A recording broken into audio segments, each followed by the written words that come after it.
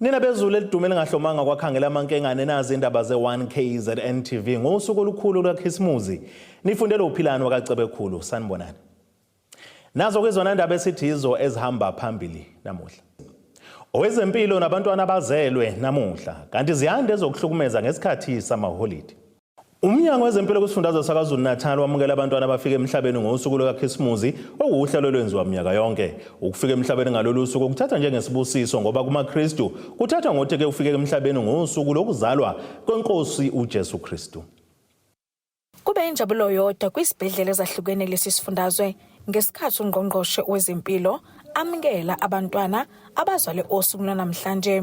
Ukusuka ke ngo 6:30 ekseni namhlanje sibe nezingane ezu32 ezizaliwe. Kulezo ingane ezu32 u17 wazo bekwabafana u15 kwabamantombazane. Kodwa by 9:30 namhlanje ekseni besesinezingane ezu73 and kulo 73 u40 wale ingane zabafana u37 kwaba amantombazane. Ingane yokuqala ke ezaliwe kwiprovince yaKwaZulu-Natal izalwe lapha esibhedlela Herigwala Regional Hospital esisemgungundlovu. Izalwe iweya u3.2 kg. Yazalwa nje 2 minutes emva kwesikhathi sika 12 okusho ukuthi besisanda kungena nje ku12. Ungqongqoshe uSimelane ukhale kakhulu ngezinga labantwana abathola abantwana basayingane njengoba osuku namhlanje kuvelile ukuthi omunye wabazali uthole umntwana neminyaka engu16 years ubudala. Siyafisa ke nokuthi siphinde sikukhulume lokhu ukuthi umama omncane or the youngest otetile namhlanje uneminyaka ewu16 kwase kuba khona abathathu abaneminyaka ewu17 oqala ulapha eGeneral Gizengampanza Hospital, omunye bese Church of Scotland, omunye bese Mosford. Ebese abanye futhi abathathu baneminyaka ewu18 oqala Prince Mshiyeni Hospital Memorial Hospital, omunye bese Ngwelezane, omunye bese Nkonjeni eMahlabathini. Kusiphatha kabi ke lokhu ngoba kusho ukuthi lo neminyaka ewu16 manje umeteta ngesikhathi ekhulelwa ube neminyaka ewu15, laba abanye bena16, laba abanye bena17. Kulabantwana abazalwe namhlanje ungqongqoshe bese eqhuquzela abazali ekutheni babancelisa abantwana ngoba ubisi lebele libalekile. Siyafisa ke ukuthi sithi komama abasha abaqhubeke nokuncelisa izingane ngoba uma encelisa izingane iyona impilo leyo. Ibisi lebele ilona olimpilo ezinganeni. Sithi izingane ukusuka izalwa kuze kube u6 months kufuna nje ihlale iphuza ibisi lebele ingadli lutho olunye. Ephethe ungqongqoshe ubeseqhuquzela abazali ekutheni banakekela abantwana kanjalo nabazali baqinisekise ukuthi izingane zabo bayayigada zingayimbandakanye nezocansisa encane. Kudebo Khosibisi wezindaba ze1KZNTV kuChannel 261 ngiseNewcastle. Inhlangano ebhekelele ukuhlukunyezwa kwabantu besifazane kanye nezingane Lifeline siyinxusa abantu bakuleli ukuba baqikelele kakhulu kunakuqala kulesi sikhathi samaholide okuphela konyaka njengoba ke zanda kakhulu ngalesi sikhathi zenzo zokuhlukumeza emakhaya. Uphuzo oludakayo nalo lunawo kumthelela omkhulu kudlamelo wasemakhaya kanye nangokuhlukumeza nje ngendlela ezahlukahlukene. Umqondisi omkhulu kwinhlangano iLifeline uSinikiwe Biyela uthi isikhathi saKhisimusi ngesinzima. iLifeline iyinhlangano engenzi inzuzo elekelela izisulu ezihlukumezekile. Kenzeka isikhathi se-festive season kube isikhathi esinzima kakhulu kwabanye abantu, especially labo uthola abanayo imndeni abazohlangana nayo, uthola bagcina benezifo mhlawumbe izinto zo depression noma ukhwantalala luba likhulu kakhulu ngalesi sikhathi la bonke abantu behlangene khona becelebrate kumnandi yena umezazi ukuthi akanamuntu. Okwesibili okwenza ukuthi lesi sikhathi kube sinzima kakhulu kwabanye abantu ukuthi ayanda kenzeka uthola ukuthi ngalesikhathi abantu bagcina beneyiphuzo eziningi available abakwazi ukuthi beyithole kalula. Uthola ukuthi izingane igcina isele zodwa emakhaya. Isikhathi futhi la sike sibone khona izibalo zeingane ezidlongolwayo kakhulu abantwana abancane sikhula kakhulu sanda kakhulu ngoba njengoba imndeni izobifika kufika nalabo malume nobhuti nalabo abazigebenga abayibambayo izingane. So uthola ngesikhathi umndeni ujabula kodwa ingane siyakhala ngoba yona sokhona into embi esiyenzekile kuyona isiyadlongulwa noma isiyahlukumezeka kanzinyana. So kakhulu sesemakhaya abasigade lesi sikhathi senjabulo kodwa futhi kuzokwenzeka kube isikhathi sosizi. Ubiyela uthi ihhovisi labo alivalwa ngamaholide akhisimusi ukwenzela abadinga usizo olunhlobonhlobo okubalwa ukhwantalala. Khona kodwa uthola ukuthi akanamali akasebenzi unezingane akazi nokuthi manje ingane yakhe ecelile nje iskipa sakhisimusi noma ecela ibhluku lakhisimusi akazi nokuthi elithenge ngani. So uthola ukuthi labo bantu abanjalo lezi ikhathi zencindezi enkulu kubona la uthola khona baze bafikelwe imicabango ukuthi ngcono ngibulale ngoba ayikho into engiphilelayo. So uLifeline akakwazi ukuvala ama-gates ngalesi sikhathi umphakathi usidinga kakhona kakhulu. So ama-offices ethu ahleze evulile nesiyakwazi nokutholakala ezincingweni istaff sethu ama-social workers ethu abaku-standby ukuze makuba khona abantu ababa nomuzwa wokuthi mhlambe athathe impilo yakhe ngoba manje une-stress esikhulu noma unencindezi noma ukhwantalala kodwa azi ukuthi ukhona umuntu angakhuluma naye. Kuyenzeka abanye bebelonely kakhulu kodwa uma esezile kuma-social workers ethu wakhuluma nawo kuyehla leso simo mhlambe asuke naso ngaleso sikhathi. Unxuse abantu ukuba bajabule bazibheke. Siyacela bejabule ngokuyinakekela, siyacela bebagade abantwana ukuthi noma ejabule kodwa ingane ayibheke ukuthi kephi angajabula azakhohlwe ukuthi umntwana wakhe ukephi. Siphinde sicele futhi ukuthi siyazi ukuthi eminye imizi noma imndeni isikhathi la benokudla okuningi kakhulu kunokuthi ukulahle ukuchitha emgqonyeni. Sicela ubheke umakhelwane wakho ngoba ngenzeka ukuthi akanakho ukudla. Izindabeni ze1KZNTV ku-Ayanda Dube eMgungundlovu. Ivakashi ezochitha amaholide azo eThekwini KwaZulu-Natal zithi nakuba lukhona uvalo ngesimo samanzi olwandle lapha kepha ke lokhu zikubeka eceleni ngenhloso yokujabula zijabulela nje amaholide azo. Lokhu kuvele ngesikhathi iziko lezindaba lenkaniso olwandle laseThekwini ukuzwa nje umuzwa wezivakashi ngalamaholide okuphela konyaka. Uvalo ngesimo samabhishi kanye nezindawo zokubhukuda eThekwini kakuzange kuzivimbe izivakashi ukuba zibhiyozele amaholide azo lapha. Iziko lezindaba lixoxisane nabebezobhukuda nabakubeke ngembaba ukuthi ke yize bekhathazekile ngempilo yabo kepha sekuwusiko kubo ukuhambela leli dolobha ngaso lesikhathi. Ngokuba seThekwini ngijabulele kakhulu, ngizizwa ngihappy ukuthi ngichitha amaholide khona, ngibe seduze nolwandle, ngibhukushe kube mnandi. So nje ayikho into embi. Kodwa before ngeke ngezwe kuthiwa ulwandle lingcolile kodwa manje ngifikile hayi azange ngibone ukungcola lapha. Siyiright siphephile siyababona nabasigadile silethe ingane ezojabula kumnandi nje yonke into right at the pen. Like, it's the third time I'm coming to Durban because I absolutely love this place. I love the sunshine, I love the people here. I came to study my PhD, but after that I have been visiting Durban because I think it's a beautiful city. I have few friends here and I'm also starting to surf. So today we went to surf with dolphins. It was amazing. So it has been a wonderful time for me. Lana ngilethe abazukulu bami ukuthi bazongcebeleka. Bazobona ulwandle ukuthi lumnandi kangakanani ngoba abanye bebengalazi bayaqala.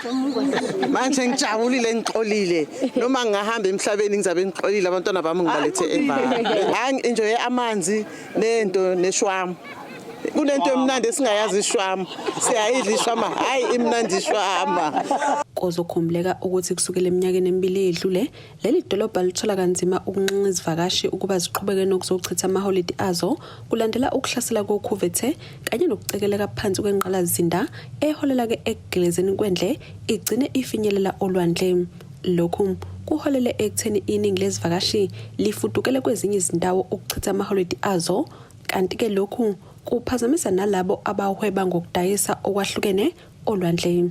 Still namanje na ibeach mangabe linethile masithi siyaqala ukusebenza likunethi imvula liphinde livalwe so nje besokole kakhulu kodwa ke manje njoba nomasipala usukhombisa ukuthi nje usukumile kakhulu uziningi into esizibonayo engathi izokwenzeka kangcono kunalokho esiphuma kona. Siyabona namaphuli nanka ayavula amanzi ayalungiswa kuyaklinwa kwenziwa yonke into. Sinethemba ukuthi mhlambe soqala ukuthi impilo yethu ishintshe ibuyele esimweni kona sisafarishe kakhulu okwamanje nje asikakaboni lutho mhlambe by next week mhlambe khona sokubona kuzoba ushintsho ngoba nama customer bengasangene nezivakashi ama tourist yonke into bese balekile la eDurban ngoba izinto zakhona bezi upside down.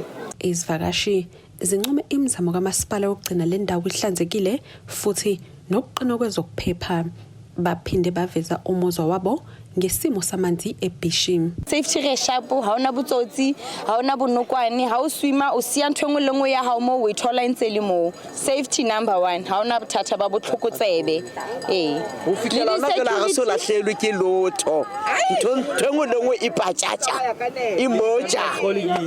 It is unfortunate that you do notice a horrible smell sometimes, especially after big rain. It's not pleasant when the water smells like poo. It's not fun. Even though it does look clean, it is worrying to know that it doesn't always smell great. We only noticed that today. So today we only noticed ukuthi akukho right nje namabhodlela amaphepha yabona amatshe yes mabangasiza nje kodwa ukuthi balungise leyo mposo leyo nje kodwa lo ubhishi lona lemnandi lwandlela omnandi kodwa nje inkinga ukuthi amanzi sebengcolile amaphepha nje into eziningi nje singekho right. Yes. Izindaba ze-1KZNTV kube kuntombi khona Mvubu eThekwini. Ake sithi ishelele itoro enene besilo sobuye sibuye nezinye izindaba.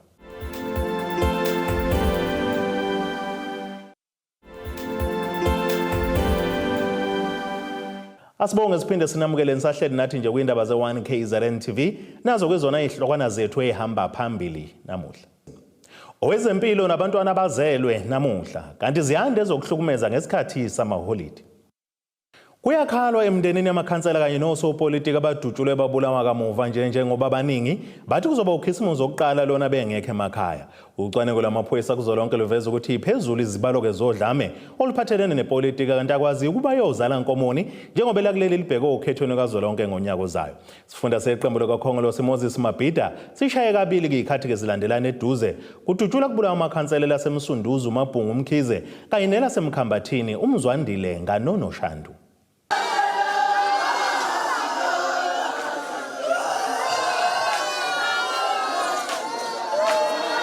Kufa uyinuku mhlaba kaunoni bayaphela abantu beqedwa izibhamu bayahamba banomzane omama bemizi yabo kanye nabantwana babazali kufa kanti luphi udonsi lwakho na iyakhala iyalila imndeni yamakhansela abulewe kulesifundazwe isifunda seNC Moses Mabhida isifihle amakhansela amabili izinyanga zilandelana ukhansela uMabhungu Mkhize nokhansela uMzwandile nganono Shandu bomabili lamakhansela ayisulu zokuhlaselwa emini kaBa adutshulwa ashona.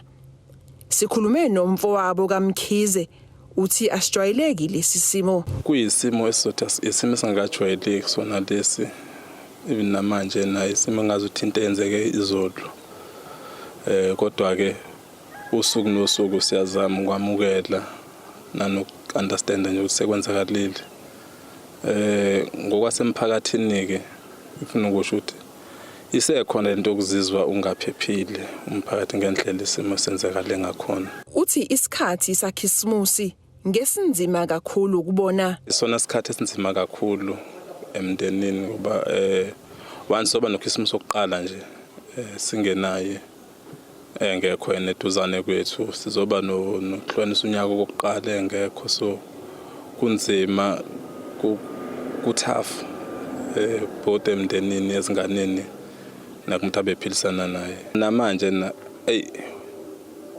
angeke ngize ngithi sizizwa siphephile kodwa sizizwa singakaphephi ngoba asikakasitholi izathu esenza ukuthi mhlambe kuze kuthiwa kashawe nje ingoba kwaye kade enze noma ngoba kade etheni yabona mhlawumbe bekuthiwe sinaleso sizathu noma sinaleyo mpendulo esho ukuthi hayike ushawe noma ubulawe ngoba nakho enze u1 no2 ngabe sithi hayi mhlawumbe into esingangene kuyona manje asazi noma mhlawumbe into nathi imndeni esikuyona phakathi ukuthi kuphela sikakayazi yini asikho right. Kulesigameko sokubulawa kwaMkhize babanjwa abanye abasolwa kanti basabhadle esitokisini. Siyakwamukela ukuthi mhlambe abasolwa bonke la besithi bayathinteka bavalelwe. Kodwa akukho esingakusho ngoba akaqula phela sikakezwe mhlambe mase seliqulwe icala siyokwazi ukuzwa la sekuba khona nokwazi ukuthi baphendule obokwamanje icala lokuhlehla ukuthi basafuna ukufaka icelo zebail yonke lembe kusafuneka lo munye otholakale esitholala sekulate njena mhlambe uma ngase ubuholo obukhona noma nje uhulumeni mengasalekelele ekuthaneni aqiniseke ukuthi amakhansela mhlambe nawo kuba nendlela ukuthi avikeleke not wona kodwa kepha nemphakathi ivikeleke ngoba phela amakhansela ahola imiphakathi. Umfowabo kaKhansela uShandu waveza ukuthi mhlambe ngabe usaphila ukube umasipala uMkhambathini wamhlinzeka ngesikhathi ngonogada. Umfowethu akasekho. Ngeke asakwazi ukukhuluma, asazi noma ngempela wani wamagadi noma kanikwanga, kodwa thina asizange siwabona. Nginethemba lokuthi kube mhlambe ukuthinteka kamfowethu kwathatheleka phezulu, mhlambe ngabe umfowethu sinaye namhlanje. Siyafisa ke bafowethu ukuthi noma ubani onolwazana oluncane adlulisele kwabomthetho. Kuba bomthetho abazolekelela ukuthi sazi ukuthi isandla esilimaza umfowethu isiphi ngoba asithandi ngeke sigeze futhi.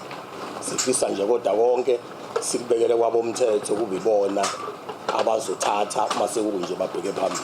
Okhulumela iNC KwaZulu-Natal uMafika Mndebele uthi abahambisani nokubulawa kwamakhansela. iNC is on record highlighting ukuthi asamsani nokubulawa kwamakhansela okukhona.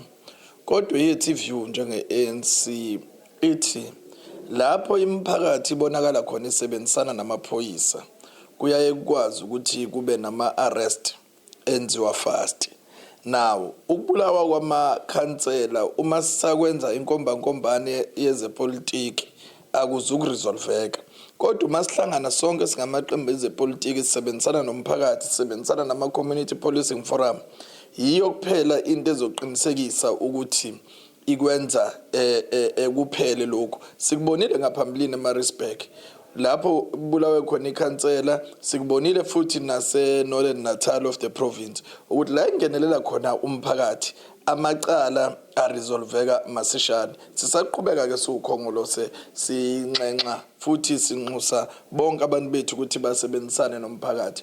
Uthi kunesamba semali uhulumeni ayibekele ezokuvikela kulesifundazwe. Kubekwe eceleni for community policing imali ephezulu ka110 million in addition to imali evela kuzwelonke. Lo mali izosetshenziselwa ukuthi kuthengwe amavan, kufakwe amakhamera, ku-improve i-technology, uqinisekise ukuthi sisebenza nabantu bakithi. Abonakalile kamanye amaveni eThekwini lapha undunankulu waKwaZulu-Natal uMamnomsa Dube Ncube ubeyonika khona izinhlakazi ezemphakathi ngoba siukhongolose siplace uqinisekisa ukuthi imphakathi yakithi iyaphepha. Mhlawumbe ikuphi kumele kwenziwe ngosozopolitiki? Oqala nje sikusho siukhongolose sithi indlela esikhuluma ngayo singosozopolitiki angabi indlela ephehla udweshu. Umndebele uthi bazilandela izincomo zeMoirane Commission eyayisungulelwe ukuphenya ngodlame lwezepolitiki. Okokuqala uzokhumbula ukuthi iCommission yayirecommende ukuthi akufundiswe abantu bethu. Ngaqinisekisa ukuthi yabona nje kumanje ngoba sidila nenomination yamalunga azo represent emva kwaloko siyavetha wonke ukuthi akekho yini, emva kwaloko bonke sobabheka sifake kuba ku-CV ngoba among other things iCommission yayikhuluma ngokuthi abantu ababa ama-public representative abathi ukufunda ukuze izoba nesiqi. 2 abantu amaqembu ezepolitiki awafundisane ngaphakathi. 3 akube ne-multi-party commission. Konke lokho kukhona, so laba baloku bethi angikholwa nokuthi bayayifunda le commission laba bathi ayi-implement iya-implement. Kodwa iqiniso singasaliphika siukhongolose ukuthi izinga lobugebengu across eSouth Africa nje linyukile njengoba kunjalo kwamanye amazwe. Ukuze sinqobe lobugebengu kuyomele singakhomba-khombani kodwa kuyomele sonke sihlale phansi size okanye sibambe ingxenye ekuqinisekiseni ukuthi siyabuqeda ubugebengu. Uncome igalelo lengalo yomthetho. Asiqale sishayele izandla iDepartment kababundusi. Siyabona uthe uqinisa isandla muva nje ebantwini ababhekene nobugebengu. 2 siyabona amacala angena einkantolo, siyabona amaphoyisa ayasebenza kodwa siyabona futhi isikhathi esiningi amameli namajaji ebakhipha phambili abantu aba-involved kulamacala.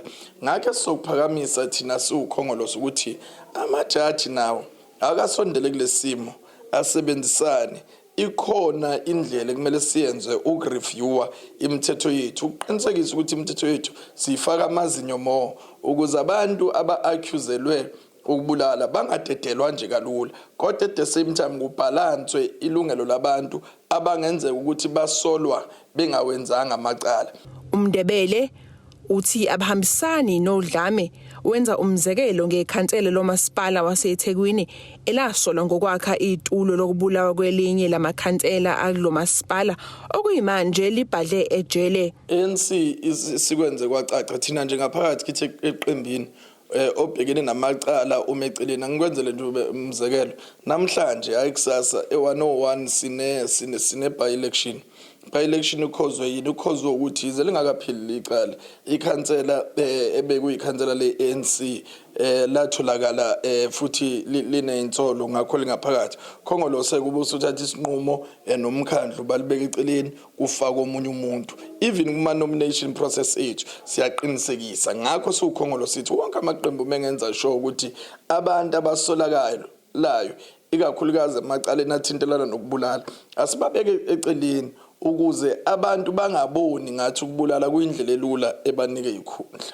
Yize sekwenzeke konke lokhu kwabulawa amakhansela kepha umfowabo kaKhansela Umkhize uthi ipolitiki basayizwa egazini. Ipolitiki siphila yona. Angeke ngize ngiqamba mangasesekuyona nje nasekuyona siphila yona. Okwenzeka konke sinokuthi kwenza ngokwentando kaNkulunkulu. So angeke sithi sizobalekiswa ukuthi sekwenzeke into ethile. Sikuyona nje ipolitiki sisazoqhubeka sibe kuyona uma sisaphila nje. Kamumva nje ngeledlule kusanda kudutshula kubulawe ikhansela le-DA ebeliphinde libe ngusotwebhu kumasipala umngeni unhlala yenza Ndlovu. Ezindabeni za1KZNTV ngu-Ayanda Dube kusemgungundlovu. Ake sithi shelele itolo nenebeselo sobuye sibuye futhi nezinye izindaba.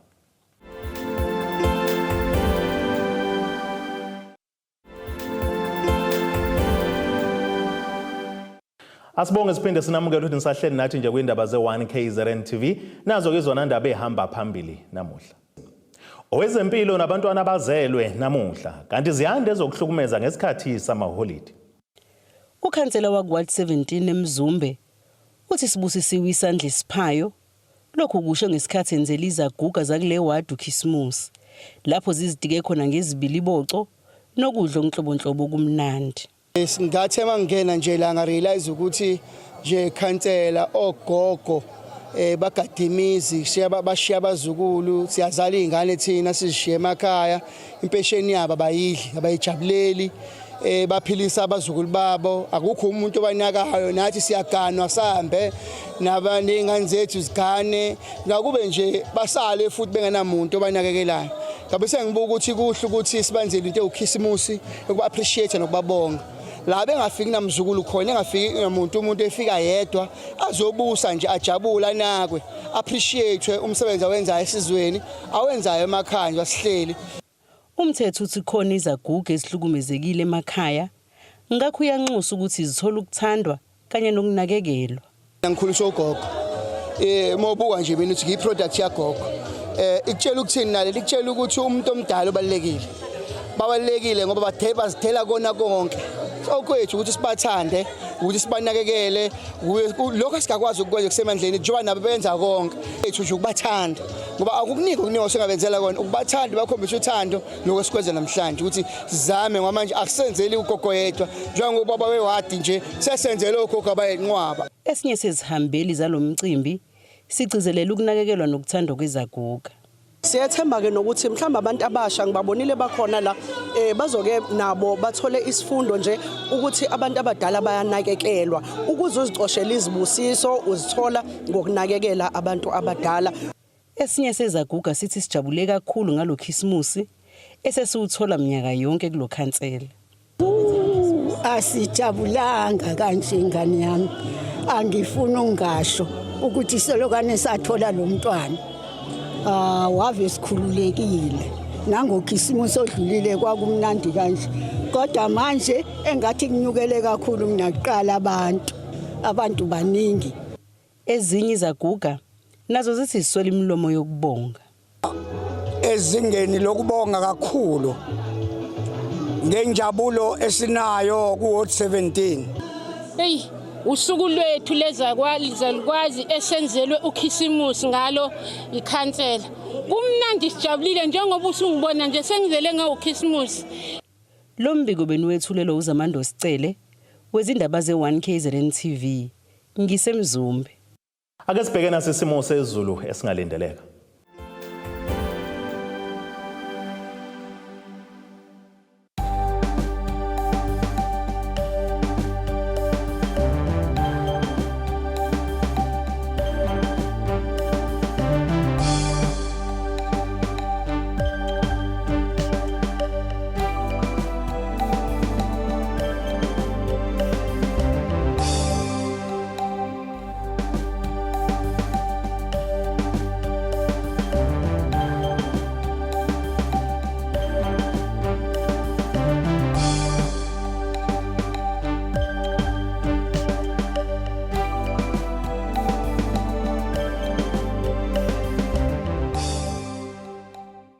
Iyani nabakaqamba lankomo zilahlekile zodliwa umdlebo kwasoshangane kwamzimba umntwana nethimba lonke nje le indaba sithi khumu sinifisele ukhisimuzi omuhle kuze kube siyahlangana ngokuzayo.